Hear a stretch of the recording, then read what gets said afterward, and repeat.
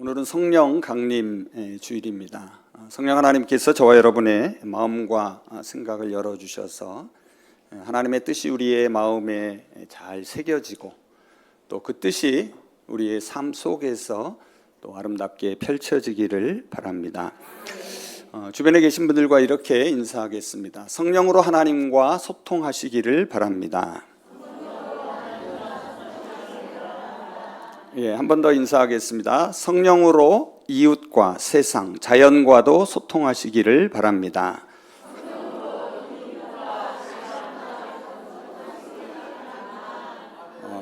좀 길어지니까 따라하기 힘드시죠? 몸에 피가 잘 통하지 않으면 아프듯이 서로의 마음에 뜻이 통하지 않으면 괴롭습니다. 고통은 소통의 부재에서 시작됩니다. 서로 잘 소통되면 행복하고 소통이 단절되면 불행해집니다. 하나님과의 소통이 단절된 결과가 죽음이며 하나님과 다시 소통하는 것이 구원의 시작입니다. 성령님은 하나님과 우리 사이의 소통을 잇는 살아있는 다리이자 통로입니다. 우리는 자신의 감정이나 생각을 표현할 때에 언어를 가장 많이 사용합니다. 하루도 말 없이 지내는 건 거의 불가능합니다. 말은 마치 공기처럼 우리 삶에 꼭 필요합니다. 그런데 언어가 같다고 해서 소통이 항상 잘 되는 것은 아닙니다. 또한 말을 많이 한다고 해서 소통이 깊어지는 것도 아닙니다. 오히려 말을 많이 하다가 오해만 키울 때가 있습니다. 때로는 똑 부러지는 바른 말 한마디가 관계를 깨트리기도 합니다. 더 어려운 것은 아예 언어가 다를 때입니다.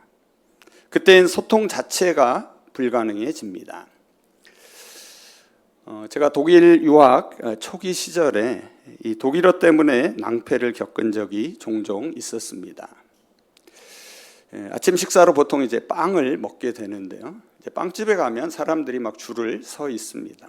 그러니까 이제 사람이 있으면 더 이제 독일어 하기가 부담스러운데 독일 사람들이 아침 식사로 먹는 브리첸이라는 빵이 있습니다. 이렇게 찐빵 모양인데 겉은 딱딱하고 속은 부드럽습니다. 근데 이 브레첸이라는 빵의 이름이 브레첼하고 비슷합니다. 아마 한국에서는 프레첼이라고 말하는 이렇게 엮여져 있는 빵인데요. 그래서 제가 이제 브레첸 2개를 이제 주문합니다. 츠바이 브레첸 비테. 그러면은 점원이 한 번도 제대로 알아들은 적이 없습니다. 신기하게도 찐빵 모양의 브레첸을 주는 게 아니라 브레첼을 집어줍니다. 그래서 제가 다시 손가락으로 가리키면서 종종 그렇게 했던 기억이 있습니다. 외국어 때문에 소통에 어려움을 겪게 되면 이런 생각을 하게 됩니다. 세상 모든 사람들이 하나의 언어만 쓰면 얼마나 좋을까? 그리고 그 언어가 무슨 언어였으면 좋겠습니까? 한국말이었으면 좋겠다 하는 생각을 하게 됩니다. 자, 그런 맥락에서 오늘 창세기 11장 1절을 읽어보시면 우리의 마음을 사로잡습니다. 온 땅의 언어가 하나요, 말이 하나였더라. 세상 모든 사람이 하나의 언어로 소통하는 시대였습니다. 그들은 서로 잘 소통했고 빠르게 협력했습니다. 그래서 오늘 본문을 보면 순식간에 거대한 도시를 세우고 하늘에 닿는 탑을 쌓으려 했습니다. 하지만 하나님은 그들이 민족이 하나이고 또한 언어도 하나여서 이런 일을 시작했음을 아시고 이후로 그 하고자 하는 일을 막을 수 없겠구나라고 생각하셨습니다. 그래서 그들이 도시를 세우고 탑을 쌓는 것을 막으시려고 7절에 이렇게 말씀하십니다. 자, 우리가 내려가서 그들의 언어를 혼잡하게 하여 서로 알아듣지 못하게 하자. 그 결과 하나였던 언어가 뒤섞이고 서로 소통하지 못하게 됩니다. 자연스럽게 사람들은 도시 세우는 일을 그만두고 온 땅으로 흩어지게 됩니다. 여러분 혹시 이런 말을 들어보셨습니까? 귀를 뚫은 사람은 용서할 수 있어도 귀가 막힌 사람은 용서할 수 없다. 소통이 끊긴 자리에는 고통만이 남습니다. 그들이 탑을 쌓은 이유는 무엇이었을까요? 오늘 본문 4절은 이렇게 설명합니다. 우리 이름을 내고 온 땅에 흩어짐을 면하자. 그들은 흩어지지 않기 위해 도시를 세우고 자신들의 이름을 높이기 위해 탑을 쌓았습니다. 도시와 탑은 하나님을 의지하지 않고 스스로 어떻게든 살아보려는 몸부림의 상징이었습니다. 하지만 그들이 흩어지지 않으려는 것은 하나님의 뜻을 거스리는 것이었습니다.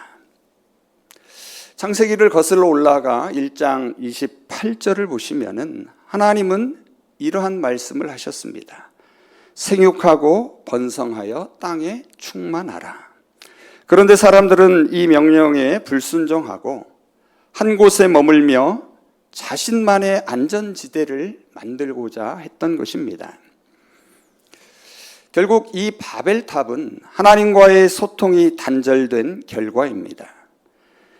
그 도시는 하나님의 숨결 대신 인간이 만든 벽돌과 역청으로 채워졌습니다. 하나님의 손길이 담긴 흙과 돌 대신 차갑고 무거운 인공물로 둘러싸인 그곳은 더 이상 피난처가 아니라 감옥이 되었습니다. 벽돌이 더 단단할수록, 역청이 더 끈적거릴수록 그들은 점점 그곳에 갇혀버리고 맙니다. 그래서 하나님은 그들을 거기서 흩으십니다. 거기는 어디를 말할까요? 거기는 소통이 끊긴 자리입니다. 하나님의 말씀이 들리지 않는 곳입니다. 하나님께 기도가 닿지 않는 곳입니다. 하나님의 뜻이 외면당하는 자리입니다. 그래서 하나님의 흩으심은 심판처럼 보이지만 실상은 구원의 시작입니다. 무너뜨림은 새로운 길을 여는 하나님의 축복입니다. 오늘 바벨탑 이야기는 흩어지면 살고 뭉치면 죽는다고 말합니다. 이 아이러니한 메시지는 우리가 하나님과 다시 소통할 수 있도록 하신 하나님의 깊은 사랑을 보여줍니다. 그런데 오늘 함께 읽은 사도행전 2장을 보면 놀랍고 신비한 일이 벌어집니다. 서로 다른 언어를 사용하던 사람들이 한 자리에 모여 있는데 갑자기 각자의 모국어로 갈릴리 사람들이 하는 말을 알아듣게 되는 기적이 일어납니다. 오늘 본문 7절과 8절을 한번 보시기 바랍니다. 이 말하는 사람들이 다 갈릴리 사람이 아니냐? 그런데 우리가 모두 저마다 태어난 지방의 말로 듣고 있으니 도대체 어찌 된 일이요? 사도행전 2장의 성령 강림 사건은 창세기 11장의 바벨탑 이야기를 완전히 뒤집는 이야기입니다. 바벨탑에서는 하나님께서 사람들의 언어를 혼잡케 하시어 서로 알아듣지 못하게 하셨습니다. 하지만 오순절에는 성령께서 강림하여 서로 다른 언어를 사용하는 사람들을 하나로 묶으시고 막혔던 소통의 길을 활짝 열어주셨습니다. 흩으셨던 하나님이 다시 모으시고 알아듣지 못하게 하셨던 언어를 다시 통하게 하시는 놀라운 역사가 펼쳐집니다. 무너진 탑 위에 다리가 세워집니다. 하나님은 흩으시는 분이시만 놀랍게도 다시 모으시는 분이십니다. 그리고 그 모임의 중심에는 언제나 성령 하나님이 함께 계십니다. 앞서 창세기 11장에서 사람들은 신할 평지에 모여 도시를 건설했습니다. 그것은 하나님의 명령을 거스르는 행위였습니다. 하나님과의 소통이 끊긴 불통의 현장이었습니다. 그런데 오늘 사도행전 2장 1절을 보시면 사람들이 한 곳에 모여 있습니다. 1절입니다. 오순절 날이 이미 이름에 그들이 다 같이 한 곳에 모였더니. 지금 사람들이 한 자리에 모인 이유는 주님이 약속하신 성령을 기다리기 위해서입니다. 그들은 말씀에 순종하여 하나님과 다시 소통하는 길을 기다리고 있습니다. 부활하신 주님께서는 승천하시기 전에 제자들에게 이렇게 말씀하셨습니다. 예루살렘을 떠나지 말고 아버지께서 약속하신 것을 기다리라. 너희는 몇 날이 못 되어 성령으로 세례를 받을 것이다. 오순절이라는 말은 부활절로부터 50일째 되는 날이라는 뜻입니다.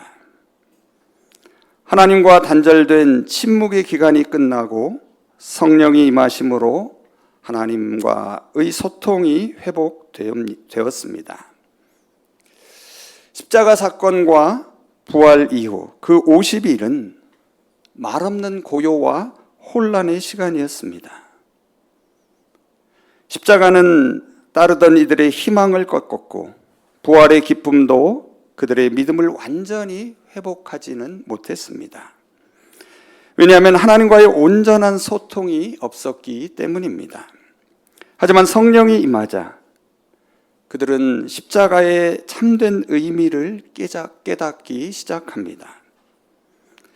자, 이것을 바울은 고린도전서 1장 18절에서 이렇게 말합니다.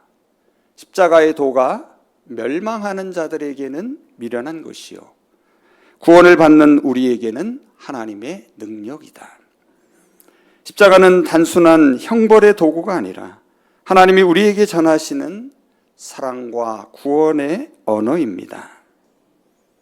성령님이 우리 귀를 열고 마음을 열어주실 때 우리는 십자가에 담긴 하나님의 마음을 듣고 느낄 수 있습니다.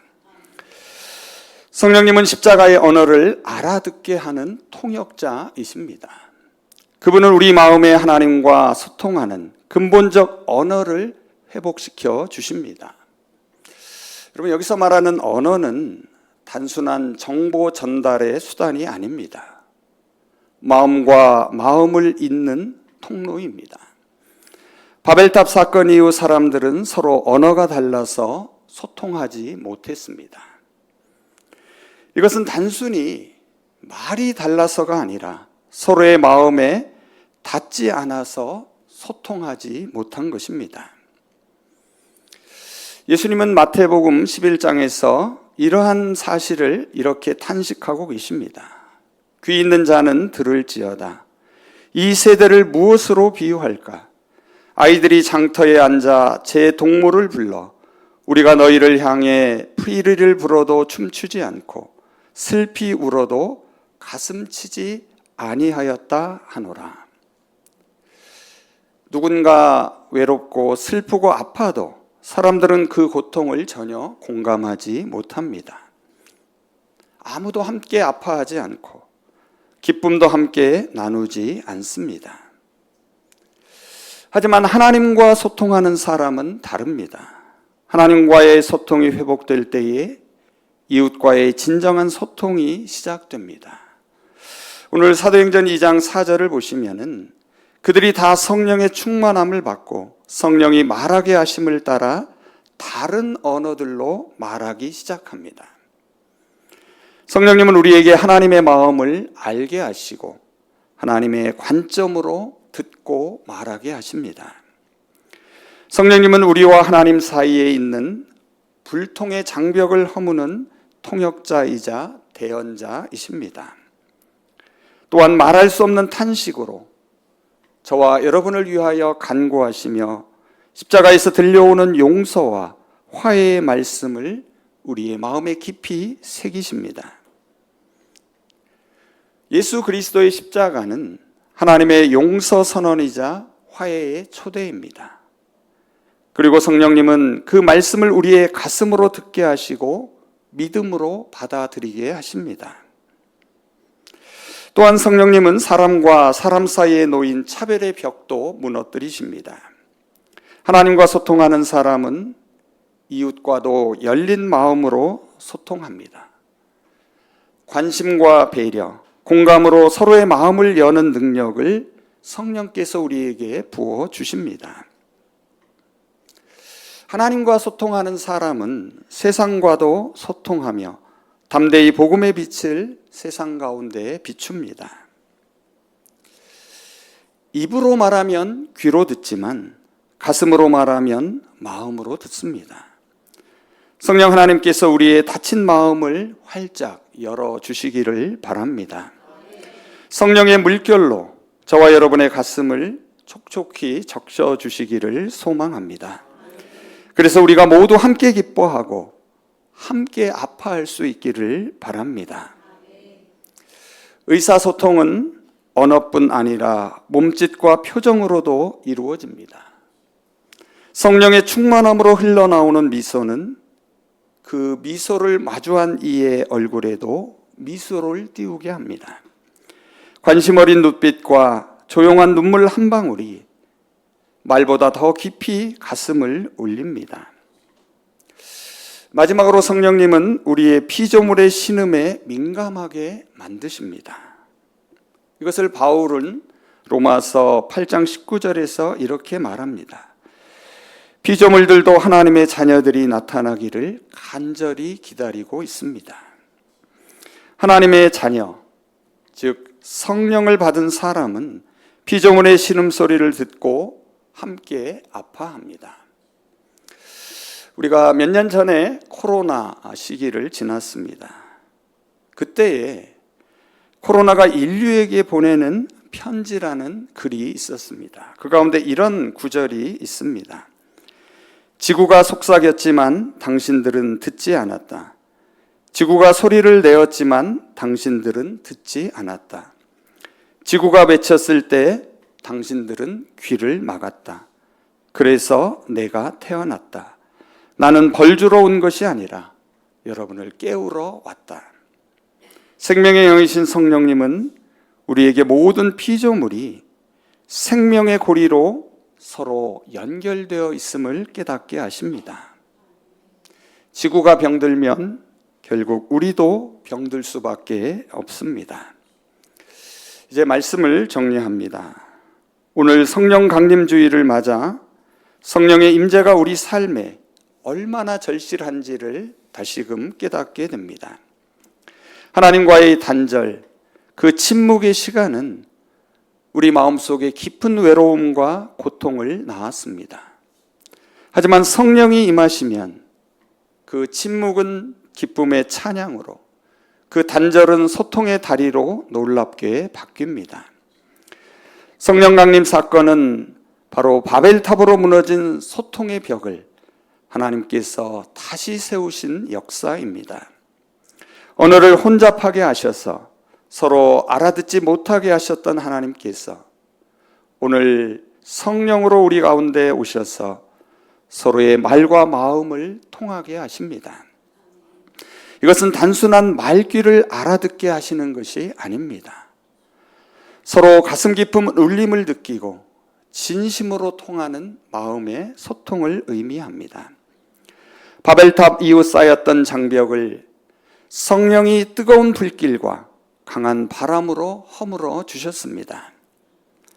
또한 그리스도께서 바로 하나님과 우리 사이의 소통의 통로임을 꼭 기억하시기를 바랍니다. 성령님은 그 길에서 우리를 인도하는 통역자이자 안내자이십니다. 십자가에서 울려 퍼지는 하나님의 음성을 들려주시며 저와 여러분의 심장을 다시 뛰게 하십니다. 그 안에서 우리로 하나님과 함께 울고 함께 웃으며 살아가게 하십니다. 성령님은 또한 우리로 이웃에게 마음을 열게 하십니다. 소외된 이웃에게 미소 짓고 작은 자에게 따뜻한 눈길을 보내며 아파하는 이와 함께 눈물을 흘리게 하십니다. 더 나아가 하나님은 당신이 만드신 자연과 피조물을 새롭게 보게 하십니다. 모든 피조물이 생명의 그물망으로 연결되어 있음을 깨닫게 하십니다. 이제 저와 여러분 모두가 다음 세 가지를 결단할 수 있기를 원합니다. 첫째는 하나님과 진실로 소통하는 삶을 살겠습니다. 매일 성령님께 마음을 열고 기도하며 말씀과 예배를 통하여 하나님의 음성을 듣는 훈련을 게을리하지 마시기 바랍니다. 우리의 마음을 하나님의 마음으로 가득 채울 수 있기를 소망합니다. 둘째로 하나님께 열린 소통의 문을 이웃에게도 활짝 열겠습니다. 일상 속에서 내 말만 하려는 때가 많습니다. 하지만 오늘부터는 먼저 듣는 사람이 되시기를 바랍니다. 작은 관심과 배려로 서로의 마음을 잇는 성령의 다리가 되시기를 소망합니다. 마지막 셋째로 세상과 자연의 신음에 민감한 하나님의 사람이 되겠습니다. 이제는 개인뿐 아니라 공동체와 자연을 위해서도 기도하고 작은 실천으로 사랑을 흘려보내시기를 바랍니다. 환경을 보호하고 자연과 함께 살아가는 생명의 그물망을 지키는 일에 동참할 수 있기를 소망합니다. 마지막으로 오늘 말씀을 우리의 마음에 새기며 함께 고백하기를 원합니다.